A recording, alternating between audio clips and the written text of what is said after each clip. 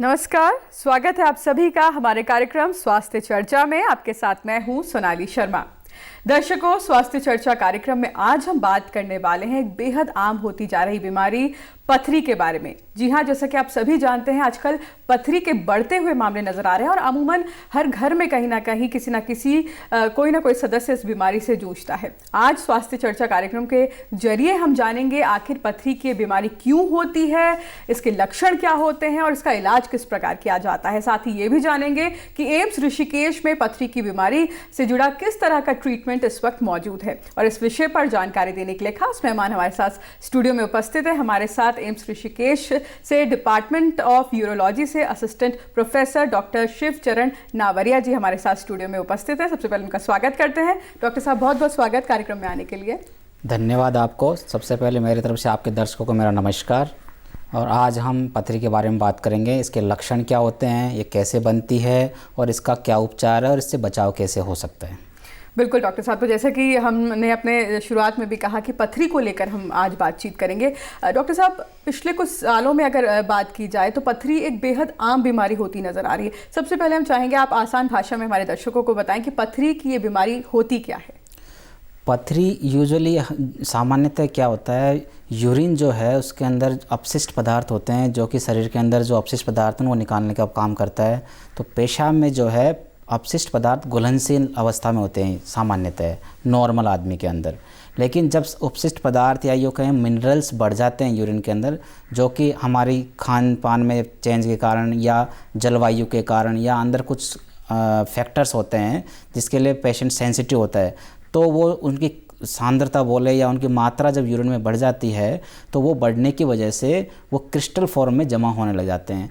तो पथरी सामान्य अगर बोले हम तो ये जो खनिज पदार्थों का जमा होने से बना हुआ ठोस पदार्थ है, जो कि खनिज पदार्थों की मात्रा पेशाब में ज़्यादा होने की वजह से वो जमने लगते हैं और वो पथरी का रूप ले लेते हैं।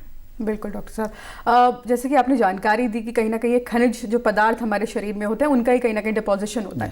डॉक्टर साहब, इसके लक्षण क्या होते हैं? कैसे हमें पता चले कि हमारे शरीर में ये जो खनिज पदार्थ हैं ये बढ़ रहे हैं या डिपॉजिट हो रहे हैं? तो लक्षण क्या होते हैं?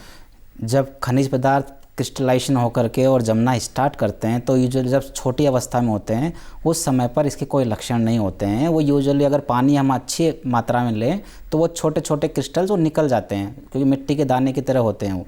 तो छोटी अवस्था में वो कोई सिम्टम्स या लक्षण देते नहीं है।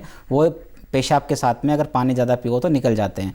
लेकिन अगर हमने पानी कम पिया और हमने दिनचर्या हमारी जो है बैलेंस नहीं है और हम ऐसे पदार्थ ज़्यादा ले रहे हैं जो कि उसकी जमावट को बढ़ा रहे हैं, तो उनका आकार बढ़ता जाता है और आकार बढ़ने से वो उसमें रुकावट पैदा करता है गुर्दे के अंदर यूरिन के फ्लो में।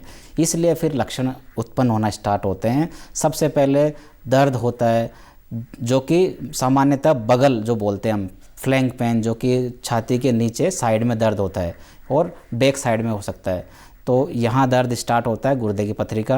फिर वो नीचे की तरफ भी आ सकता है या जननांगों की तरफ जा सकता है, दोनों जांघों के बीच में जा सकता है। पेशाब में खून आ सकता है, पेशाब बार बार आ सकता है। और अगर पथरी लंबे टाइम तक तो उसमें इन्फेक्शन होने की वजह से धीरे धीरे बुखार आना स्टार्ट हो सकता है। बुखार आने के साथ में फिर उल्टियाँ स्टार्ट हो सकती है। और एडवांस लक्षण जब उत्पन्न होते हैं, क्योंकि ज़्यादा लंबे समय तक पथरी अगर रुकावट उत्पन्न कर रही है यूरिन के मार्ग में, तो वो है रीनल फेलियर, जिसको बोलते हैं हम, गुर्दा फेल होने की कंडीशन भी उत्पन्न हो सकती है। बिल्कुल डॉक्टर साहब, कई बार जैसा कि आप दर्द की अभी बात कर रहे थे कि हमारे बगल में दर्द होता है, कई बार लोग ऐसे भ्रमित भी हो जाते हैं कि वो गैस का दर्द मानते हैं और बहुत समय तक उसको दिखाते नहीं हैं, वो डॉक्टर के पास नहीं जाते हैं और गैस समझकर घरेलू चीज़ें लेते हैं।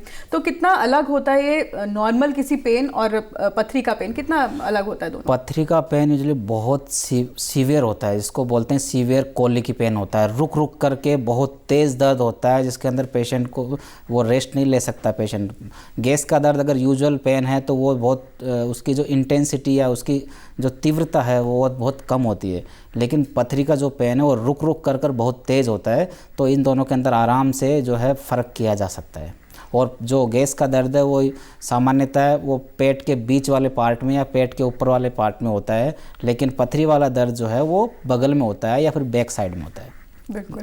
डॉक्टर साहब, पिछले कुछ सालों से पथरी के मामले बहुत तेज़ी से बढ़े हैं, इसके पीछे आप क्या वजह मानते हैं? इसके पीछे जो है जीवन शैली और आहार में जो परिवर्तन हो रहे हैं, खान पान के अंदर चेंज आ रहे हैं। लोग जो है आधुनिक दिनचर्या में जो है कोल्ड ड्रिंक्स का ज़्यादा सेवन किया जा रहा है, पानी पीने पे प्रॉपर ध्यान नहीं देते हैं, और ऐसी चीज़ें इसके अंदर अपन बोलते हैं जंक फूड्स, जो है जंक फूड ज़्यादा लिए जा रहे हैं। उसकी वजह से जो है खान पान और जलवायु परिवर्तन वो भी एक कारण है। इस वजह से जो है प्रॉपर जो आर्द्रता जो है, नमी जो है हवा की, उसकी वजह से प्यास लगती नहीं है और प्रॉपर टाइम पर पानी नहीं पिया जाता है, क्योंकि शरीर को कम से कम 2.5 टू 3 लीटर पानी की आवश्यकता होती है 24 घंटे के अंदर।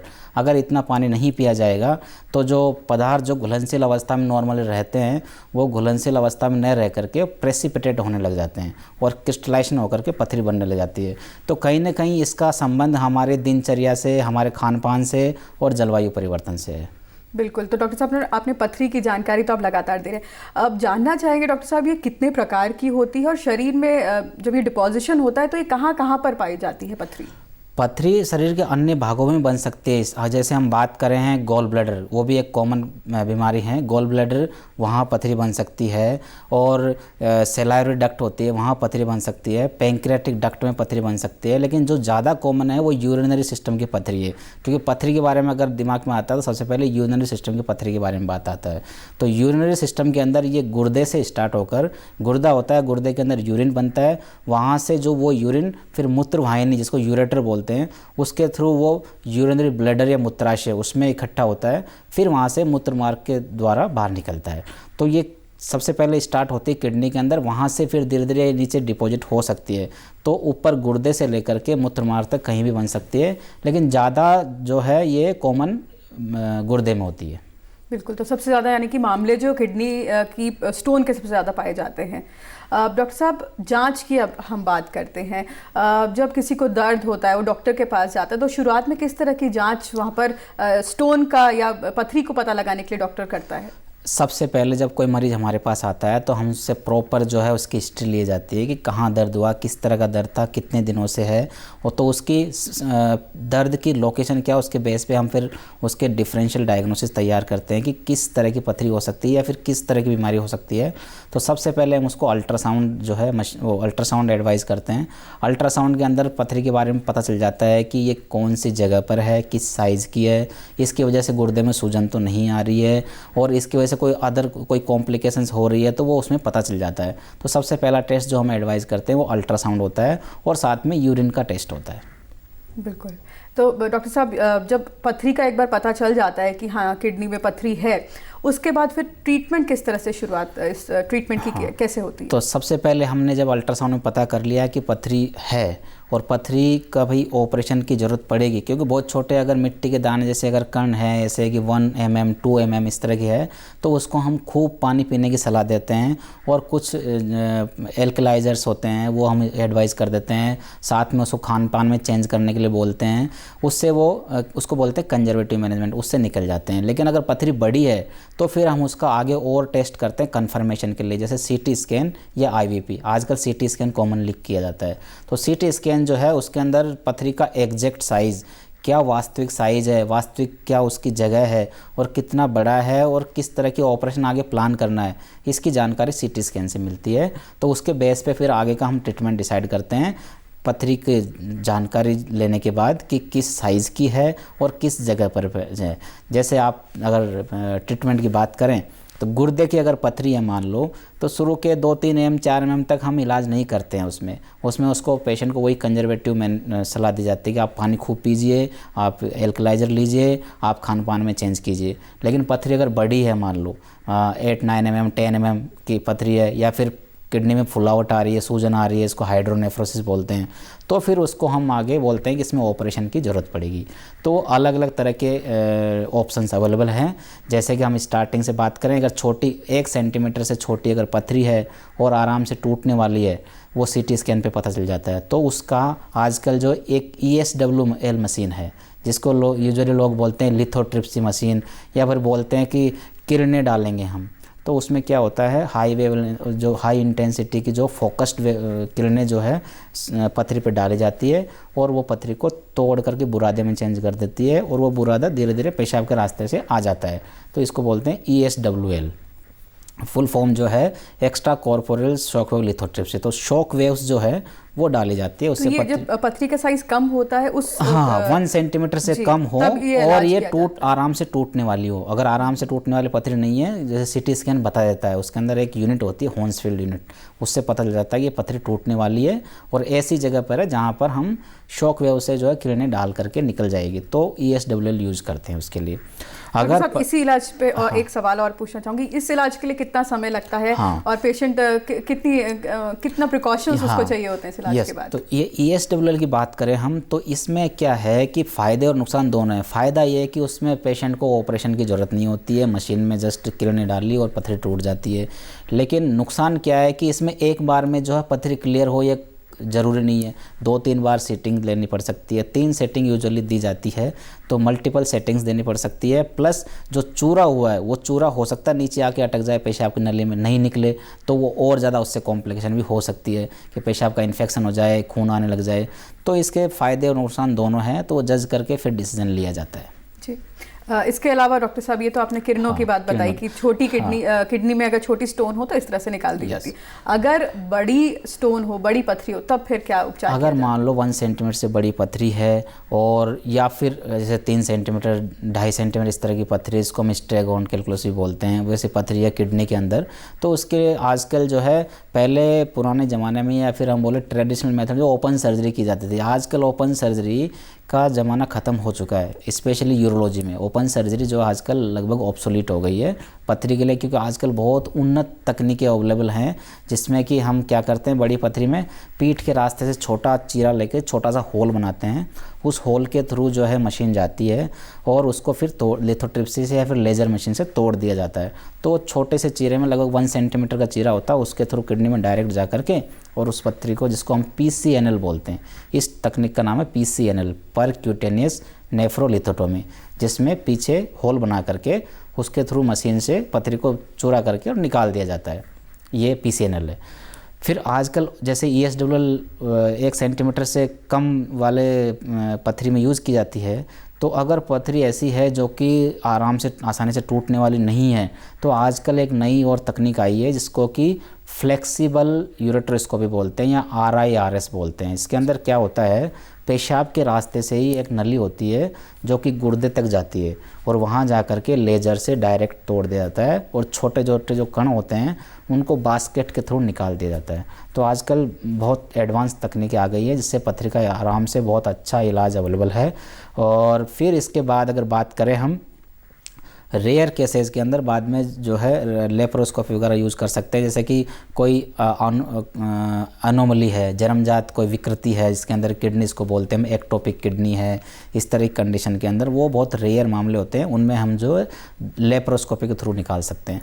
लेकिन ज़्यादातर मामले जो पथरी के हैं वो PCNL से सोल्व हो जाते हैं। जी डॉक्टर साहब, कई बार हमें ये भी सुनने को मिलता है कि पथरी का जब इलाज कराया और उसके कुछ समय बाद ये पता चलता है कि कहीं कुछ जो कण होते हैं पत्थर के वो अटक जाते हैं, फंस जाते हैं शरीर में। ऐसे में दोबारा से पेशेंट को अस्पताल का रुख करना पड़ता है। तो ये क्यों होता है और इसका इलाज फिर फर्दर किस तरह से किया जाता है? तो जो पथरी के कण अटकते हैं तो उस समय हम जो है जब ऑपरेशन चल रहा होता है तब एसेस करते हैं कि जो है पथरी किस साइज़ की और कितने बड़े बड़े जो टुकड़े उसके हुए हैं और किस किस पार्ट में। तो उसी समय जो है इंश्योर करना पड़ता है उस मशीन के द्वारा किडनी के सारे भाग में जा कर के कि कोई छोटे छोटे कण पड़े हैं तो ठीक है, वो तो निकल जाएंगे पेशाब के रास्ते से, लेकिन अगर कोई इस तरह का कण है जो कि नहीं निकल सकता हो तो उसको सेम टाइम पे निकाला जाता है और फिर उस टाइम पे एक स्टेंट जिसको बोलते हैं या देसी भाषा में बोले तार डाल देते हैं, जो कि कहीं जो पेशेंट ऑपरेशन करवाते हैं उनमें एक स्टेंट डाल दिया जाता है। तो वो स्टेंट डालने से क्या होता है कि जो कण जो हैं रुके हुए हैं, अटके हुए हैं, वो जो है रास्ता ब्लॉक नहीं करते हैं, यूरिन आराम से आता रहता है और साथ निकल सकते हैं। वो स्टेंट फिर 3 से 4 हफ्ते बाद निकाल दिया जाता है। जी डॉक्टर साहब, एम्स ऋषिकेश की बात करें तो यहाँ पर एम्स में किस तरह के इलाज उपलब्ध हैं पथरी की बीमारी से संबंधित? यहाँ पर जब पेशेंट आता है तो किस किस तरह के मॉडर्न इक्विपमेंट्स की बात करें या मॉडर्न टेक्नोलॉजी की बात करें, किस तरह से इलाज मौजूद है? हमारे एम्स ऋषिकेश के अंदर जो है विश्व स्तरीय सारी सुविधाएं उपलब्ध है पथरी के इलाज के लिए, जो कि हमारे जो director Padmashri Shri doctor Ravikant sir हैं, उनके प्रयासों से और उनके सतत सहयोग से सारी जो है विश्व स्तर की तकनीकें हमारे यहाँ पर उपलब्ध है और सब तरह का जो है पथरी का इलाज हम करते हैं। सभी तरह की सर्जरी यहाँ पर की जाती है। कहीं भी वर्ल्ड में कोई भी सर्जरी जो कि अवेलेबल है वो हमारे एम्स ऋषिकेश के अंदर की जाती है। तो हम यहाँ के इस क्षेत्र के लोगों को सेवाएं देने के लिए तत्पर हैं और हमारे जो है पथरी के बहुत सारे मरीज आते हैं और उनको जो है हम प्रॉपर जो है पर्याप्त जो ट्रीटमेंट अवेलेबल करवाते हैं।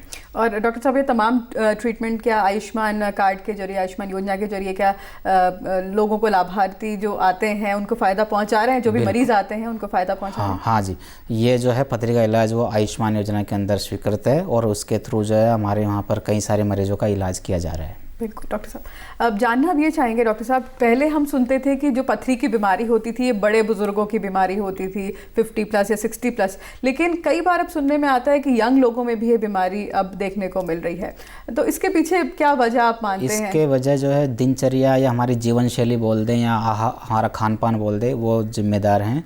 और जो पथरी देखी जाती है उसका जो एज ड्यूरेशन जो बोला जाता है कि वो 20 से 50 साल के जो है एज ग्रुप के अंदर सबसे ज़्यादा मिलती है, लेकिन किसी में भी हो सकती है। ये छोटे से लेकर के बूढ़े तक किसी भी एज ग्रुप के पेशेंट को हो सकती है, बट यूजुअली 20 से लेकर के 50 साल के एज ग्रुप के अंदर सबसे ज़्यादा देखी जाती है। बिल्कुल, और कहीं ना कहीं इसके लिए जीवन शैली, हमारी दिनचर्या जिम्मेदार होती है। ठीक है, उस पर भी आगे पूछेंगे आपसे कि दिनचर्या किस तरह की होनी चाहिए जिससे पथरी की परेशानी ना हो। लेकिन डॉक्टर साहब, यहाँ पर जानना चाहेंगे कि कई बार हमने देखा है कि पेशेंट जो होता है उसको रात के समय ज़्यादा पथरी का दर्द होता है। क्या ये मिथक है या वाकई जब हम सोने जाते हैं तब ज़्यादा ये दिक्कत सामने आती है? मिथक नहीं है, इसमें कुछ सच्चाई है, क्योंकि जब रात के टाइम पे पानी कम पिया जाता है और पानी कम पीने से जो है यूरिन कम आता है और रात को जो है डिहाइड्रेशन होता है। तो डिहाइड्रेशन एक कहीं ना कहीं जुड़ा हुआ फैक्टर है इसके सिम्टम्स के साथ में। तो डिहाइड्रेशन ज़्यादा होगा और पेशाब ज़्यादा नहीं आएगा तो है दर्द ज़्यादा होगा। बिल्कुल। डॉक्टर साहब, एक चीज़ और भी जानना चाहेंगे, उत्तराखंड की अगर हम बात करें तो यहाँ पर क्या स्थिति है इस बीमारी को लेकर कंपैरेटिवली जो अदर स्टेट्स हैं, तो यहाँ पर कितने मामले देखने को मिलते हैं? अगर भारत की हम ओवरऑल बात करें तो भारत के अंदर जो पथरी के सबसे ज़्यादा मामले हैं वो महाराष्ट्र, राजस्थान, गुजरात, इन 3 स्टेट्स के अंदर ज़्यादा देखे जाते हैं। लेकिन हम एम्स ऋषिकेश के अंदर जो ओपीडी में देखते हैं मरीज़, तो यहाँ भी जो है ये कंडीशन जो है काफ़ी प्रिवलेंट है, काफ़ी ज़्यादा लोगों के अंदर ये पथरी की समस्या पाई जाती है। तो उसका जो कारण है वो ये हो सकता है कि यहाँ के लोग जो है क्योंकि सबसे कॉमन फैक्टर जो रेस्पॉन्सिबल है पथरी बनने के लिए वो है वाटर इनटेक। अगर पानी ज़्यादा नहीं लेंगे, पानी ज़्यादा नहीं लेने से जो पदार्थ है वो क्रिस्टलाइज हो जाते हैं, तो पानी कम लेना वो कहीं ना कहीं रेस्पॉन्सिबल फैक्टर है। साथ में जलवायु और जो ह्यूमिडिटी है, ह्यूमिडिटी की वजह से लोगों को प्यास थोड़ी कम लगती है। तो पानी जितना कम से कम 2.5 से 3 लीटर जो पानी पीना चाहिए 24 घंटे में, उतना पानी नहीं पी पाते हैं। तो वाटर इनटेक कम होना एक मुख्य कारण है। बिल्कुल। डॉक्टर साहब, एक चीज़ और भी देखने को मिलती है, उत्तराखंड की अगर खास तौर पर बात करें और देहरादून ज़िले की अगर हम बात करें, तो पानी में कैल्शियम की मात्रा काफ़ी देखने को मिलती है यहाँ पर। तो क्या ये भी वजह हो सकती है पथरी की बीमारी बढ़ने के जो मामले जो सामने आ रहे हैं, क्या इसके पीछे कैल्शियम पानी में होना ये वजह भी हो सकती है? जी बिल्कुल, कैल्शियम पानी में होना एक वजह हो सकता है, लेकिन अकेले कैल्शियम से जो है पथरी बनना मुश्किल है। उसके साथ में कई बार जो है जैसे खान पीन के अंदर जो है एक ऑक्जिलेट सब्सटेंस होता है, तो ऑक्जिलेट सारी चीज़ें मिलकर के काम करती है। अगर ऑक्जिलेट सब्सटेंस हम ज़्यादा ले रहे हैं और साथ में पानी कम पी रहे हैं और अदर जो बॉडी सेंसिटिव है, अदर कोई फैक्टर है बॉडी के अंदर जो कि मेटाबॉलिक फैक्टर होता है, वो अगर है तो सारे फैक्टर मिलकर के और पथरी बनाने का काम करते हैं।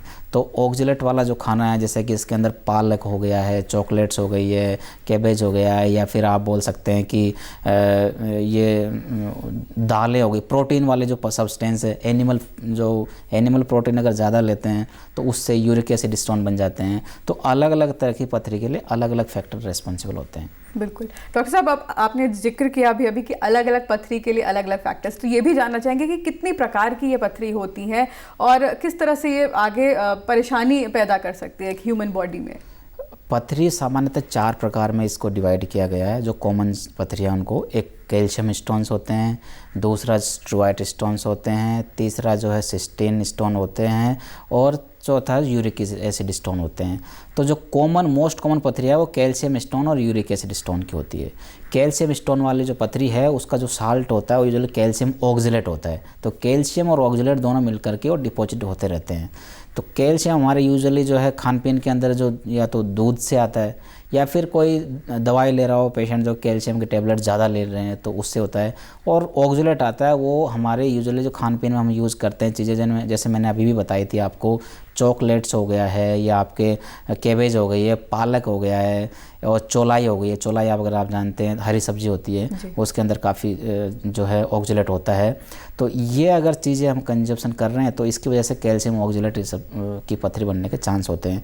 यूरिक एसिड पथरी की बात करें हम तो जो पेशेंट मटन खाते हैं, एनिमल प्रोटीन ज़्यादा खाते हैं, एनिमल प्रोटीन ज़्यादा खाने से और जो ओबेज यानी मोटापे वाले जो मरीज़ होते हैं और ओबेज पेशेंट और एनिमल प्रोटीन खाने वाले पेशेंट्स के अंदर यूरिक एसिड स्टोन मिलता है। स्ट्रोइड स्टोन की बात करें तो स्ट्रोइड स्टोन एक तरह से इन्फेक्शन स्टोन है। इन्फेक्शन स्टोन इसलिए बनते हैं क्योंकि बार बार रिपीटेडली जो है यूरिन के इन्फेक्शन होते रहते हैं, तो इसलिए ये स्टोन जो है महिलाओं में ज़्यादा पाया जाता है स्ट्रोइड स्टोन, क्योंकि ये बार बार यूरिन के इन्फेक्शन से बनता है और इसमें यूरिन की जो पीएच है वो थोड़ी सी कम एल्कलाइन होती है। और चौथा जो बात करें हम सिस्टीन यूजुअल है जो आनुवंशिक रोग इससे रिलेटेड होते हैं, यूजुअली सिस्टिनोसिस इसको बोलते हैं। तो उसमें जो है सिस्टीन स्टोन बनने का ज़्यादा चांस होता है। लेकिन इसमें भी बताया गया है कि अगर पानी ज़्यादा मात्रा में पिया जाए और सिस्टीन को घुलनशील मात्रा में अगर रखा जाए तो पथरी बनने के चांस कम हो जाते हैं। तो ये 4 मुख्य पथरियाँ होती है। बाकी रेयर स्टोन्स होते हैं जैसे कि ड्रग कोई ले रहा है, अगर मान लो HIV की ड्रग एक होती है उससे भी बन सकती है पथरी, या फिर अदर जो है कैल्शियम कंटेनिंग सब्सटेंस ज़्यादा मिसयूज़ हो रहा है, विटामिन D ज़्यादा मात्रा में लिया जा रहा है, तो उनसे भी रेयर पथरियाँ बन सकती है। बिल्कुल डॉक्टर साहब, कैल्शियम से जो पथरी बनती है कहीं ना कहीं आपने बताया कि चौलाई से, हरी सब्जियों में से, या दूध, या अगर हम प्रोटीन के लिए मीट का इस्तेमाल करते हैं खाने के लिए, तो कितनी क्वांटिटी में हमें हमारी प्रत्येक मतलब अगर हम दिनचर्या की बात करें तो प्रत्येक दिन हमें कितनी क्वांटिटी में इन चीज़ों का सेवन करना चाहिए जिससे कहीं ना कहीं जो पोषक तत्व हैं वो भी हमारे शरीर में जाएं और ये जो पथरी की संभावना है वो कहीं ना कहीं कम हो? जी, तो इसमें सबसे जो मुख्य चीज़ है वो ध्यान रखने की यह है कम से कम 10 से 12 गिलास पानी 24 घंटे में पीना है। तो ये मैं आपके चैनल के माध्यम से दर्शकों को बताना चाहता हूँ कि 10 से 12 जो गिलास है पानी के 24 घंटे में पीना है। उससे ये इंश्योर करना है, क्योंकि पानी तो पी लिया लेकिन यूरिन आउटपुट जो है वो बनना बहुत ज़रूरी है। तो यूरिन जो है कम से कम इस तरह से इंश्योर करना है कि यूरिन 24 घंटे में 2 लीटर कम से कम होना चाहिए, तो फिर आपको उस पथरी की समस्या होने के कम चांस होते हैं। तो 2 लीटर 24 घंटे में यूरिन का होना ज़रूरी है, एक तो ये चीज़। दूसरा, नमक का जो है बहुत संतुलित मात्रा में उपयोग करें। नमक ये बोला जाता है कि 5 ग्राम, एक यूजुअल आम आदमी के लिए 5 ग्राम डेली नमक सफिशिएंट होता है। अगर नमक ज़्यादा लेंगे तो उससे भी कैल्शियम साल्ट बनने के चांस होते हैं। तो नमक की मात्रा जो है संतुलित ले, जो कि 5 ग्राम है। प्रोटीन की बात करें तो 1 ग्राम पर किलोग्राम पर डे हिसाब से जो है काफ़ी होता है। प्रोटीन के जो है 24 आवर्स के अंदर 1 ग्राम प्रोटीन पर किलोग्राम पर डे के हिसाब से सफिशिएंट होता है। और अगर फिर ऑक्जेलेट की बात करें तो ऑक्जेलेट वाला जो फूड है इसको अवॉइड करना बेटर होता है यूजुअली जिनके ऐसे पेशेंट्स में जिनमें बार बार पथरी बन रही है। बिल्कुल डॉक्टर साहब, आपने बार बार पथरी का भी जिक्र किया। एक बार अगर किसी के शरीर में पथरी हो, डायग्नोज हो जाए, ट्रीटमेंट हो जाए या ऑपरेशन हो जाए, क्या डॉक्टर साहब संभावना है कि कुछ समय बाद दोबारा से पथरी फिर से शरीर में हो सकती है? बिल्कुल, जैसे कई सारे जो है लिटरेचर में मेंशन है कि जो पथरी एक बार किसी में बन गई तो उसमें दोबारा होने के 50% तक चांस होते हैं, 50% दोबारा होने के चांस होते हैं, तो जो कि काफ़ी ज़्यादा है। तो इसके रोकथाम के या फिर इसको बचाव के लिए सबसे इम्पोर्टेंट है कि जो फैक्टर जो खुद के, कोई हर किसी का जो है रहन सहन, खान पीन और उसका जलवायु सबका अलग अलग होता है। तो वो खुद के हिसाब से कि भाई आप जहाँ रहते हैं या फिर आप जिस तरह की खान पीन आपके जीवन शैली है उसमें क्या ऐसा फैक्टर है जो कि पथरी के बनावट को बढ़ा सकता है, पथरी के बनने को बढ़ा सकता है, उस फैक्टर को जो है उनको कम करना होता है, तब जाकर बचाव संभव है। जैसे कि मैंने काफ़ी सारी चीज़ें अभी पहले बताई, और वैसे साथ में एडिशन में और चीज़ें जैसे कि वेट लॉस जो है एक कर सकते हैं, कम फैट वाला खाना ले सकते हैं, और साथ में अगर यूरिक एसिड पथरी आई है तो यूरिक एसिड वाले उनको मटन खाना जो है कम करना, मॉडरेट अमाउंट में करना है। प्लस एक ड्रग होती है एलोपेरिनोल, तो यूरिक एसिड वाले मरीजों में वो दी जाती है। और ऐसे मरीज जिनमें यूरिन की पीएच मान लो एसिडिक होती है उनमें हम जो है एक एक एल्कलाइजर होता है वो दिया जाता है। तो वो जो है चिकित्सक की सलाह से हर मरीज़ का अलग अलग जो है वो होता है, फैक्टर्स रेस्पॉन्सिबल होते हैं, उसके हिसाब से उसको सलाह दी जाती है। प्लस खाने के अंदर हम बोलते हैं कि आपको गाजर खानी चाहिए, जो लेमन वाटर जो होता है, मौसमी का जूस पीना चाहिए, लेमन वाटर, इसमें क्या सिट्रेट होता है। तो सिट्रेट क्या काम करता है कि जो पदार्थ यूरिन में पथरी बना रहे हैं उनको वो घुलनशील बनाता है। तो इसलिए ऐसे चीज़ें जिसमें सिट्रेट ज़्यादा होता है, जिसमें कि आपके मौसमी हो गई, लेमन हो गया, ऐसी चीज़ें ज़्यादा खानी चाहिए, नारियल पानी पीना चाहिए। तो ये सारी चीज़ें हैं जो कि पथरी के बचाव का काम करती हैं। यानी कि कहीं ना कहीं एक बैलेंस डाइट बहुत ज़रूरी है। बैलेंस डाइट बहुत ज़रूरी है बिल्कुल इसके अंदर। डॉक्टर साहब एक आखिरी सवाल आपसे पूछना चाहेंगे कि कई बार हम घरेलू उपचार भी करते हैं जब किडनी हमें पता चलती है कि किडनी में स्टोन है, तो कुछ ना कुछ हम जैसे हमारे बड़े बुजुर्गों ने कहा है कि तोर का पानी, कुलत का पानी, तो क्या ये घरेलू जो नुस्खे हैं ये फ़ायदेमंद रहते हैं या ये सिर्फ एक मिथक है?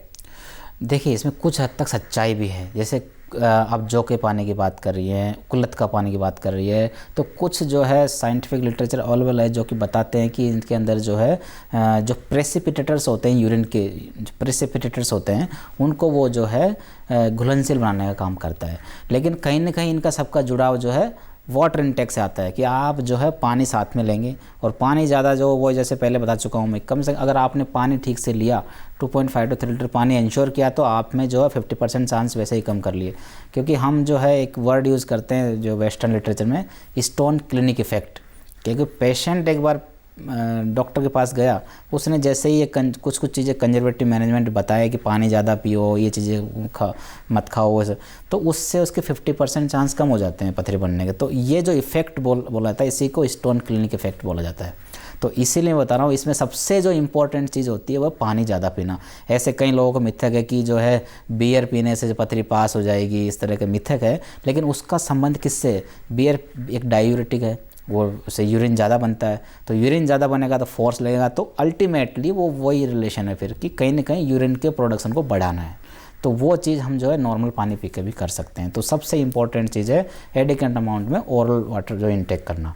तो इसलिए इन मिथक्स में खुद स्टार्ट करने के बजाय प्रॉपर जो है चिकित्सक से सलाह ली जाए, और उसकी सलाह से जो है वो जो बताएं, और जिस तरह का आपके फैक्टर्स रेस्पॉन्सिबल है उस फैक्टर्स पे जो वर्कआउट करके हम जो है बचाव कर सकते हैं काफ़ी हद तक पथरी पर। बिल्कुल डॉक्टर साहब, और चलते चलते हमारे दर्शकों को आप क्या सुझाव देना चाहेंगे जिससे उनको कभी किडनी की समस्या हो ही ना? देखिए, सबसे जो इम्पोर्टेंट किडनी की हेल्थ के लिए, जैसे कि गाड़ी के लिए पेट्रोल चाहिए होता है, और पेट्रोल आपने जो है उसमें नहीं डाला प्रॉपर, या ऑयलिंग नहीं की, तो वो जो ख़राब होने के पार्ट्स घिसने के चांस होते हैं। सेम जो कंडीशन आपके गुर्दे के साथ है। आपने गुर्दे की सेहत के लिए सबसे इम्पोर्टेंट चीज़ है कि आपको प्रॉपर हाइड्रेटेड रहना है, पानी अच्छे से पीना है, और पानी अच्छे से पी रहे हैं तो साथ में ये भी, क्योंकि आपको पता चल जाता है, जैसे कि आप पानी सुबह से शाम तक पीजिए मत, शाम को जो है आपको थोड़ा गाढ़ा पीला टाइप का पेशाब आता है, तो इस तरह का पेशाब आ रहा है, तो आप ये सोचिए कि आप जो है आपका वाटर इनटेक उस दिन का कम है। तो ये बहुत इंपॉर्टेंट चीज़ मैं आपको बता रहा हूँ। जब भी आपको थोड़ा ऐसा लगने लगे कि पेशाब थोड़ा गाढ़ा पीला टाइप का आ रहा है, या फिर थोड़ा जलन टाइप हो रही है, तो आप जो है इंश्योर कर लीजिए कि आपका पानी का इंटेक उस दिन कम है, तो आप उस दिन पानी के इंटेक को बढ़ाइए, क्योंकि आपका गुर्दा पानी मांग रहा है। तो पानी आप उसे कम से कम 2.5 से 3 लीटर पानी ज़रूर दीजिए। उसका 2.5 से 3 लीटर कैसे इंश्योर करें? तो आप या तो अलग से बॉटल रख सकते हैं कि 1 लीटर वाले बॉटल से 2-3 बॉटल, भाई आज इतनी बॉटल्स मैंने नहीं लिए, उस तरह से। या फिर गिलास का कर सकते हैं कि 12 गिलास जो है 10 से 12 गिलास आपको 24 घंटे में पीने हैं। तो एक चीज़ तो ये। दूसरा, गुर्दे की हेल्थ के सबसे इंपॉर्टेंट है, कभी भी आपको जब मौका लगे तो बीपी और शुगर का चेकअप जरूर करवाएं, क्योंकि इनसे भी जो है एक बीमारी होती है नेफ्रोपैथी, डायबिटिक नेफ्रोपैथी हो सकती है, या हाइपरटेंसिव। तो शुगर और बीपी अगर कंट्रोल में रहता है और प्रॉपर आप पानी इंटेक अच्छा लेते हो, तो आपकी गुर्दे की सेहत जो बरकरार रहती है। बिल्कुल डॉक्टर साहब, आप हमारे कार्यक्रम में आए और आपने पथरी की बीमारी संबंधी इतनी अहम जानकारी हमारे दर्शकों को दी। आप कार्यक्रम में आपका बहुत बहुत शुक्रिया। धन्यवाद आपको, बहुत बहुत धन्यवाद आपको। तो दर्शकों, आशा करते हैं आपको आज का हमारा ये कार्यक्रम पसंद आया होगा, और डॉक्टर साहब ने जो भी पथरी से जुड़ी जो भी जानकारियां दी, सुझाव दिए हैं, वो आपके लिए हम यही उम्मीद करते हैं कि वो लाभकारी साबित होंगे। फिलहाल कार्यक्रम में मेरे साथ इतना ही। आप देखते रहिए दूरदर्शन उत्तराखंड। मुझे दीजिए इजाज़त। नमस्कार।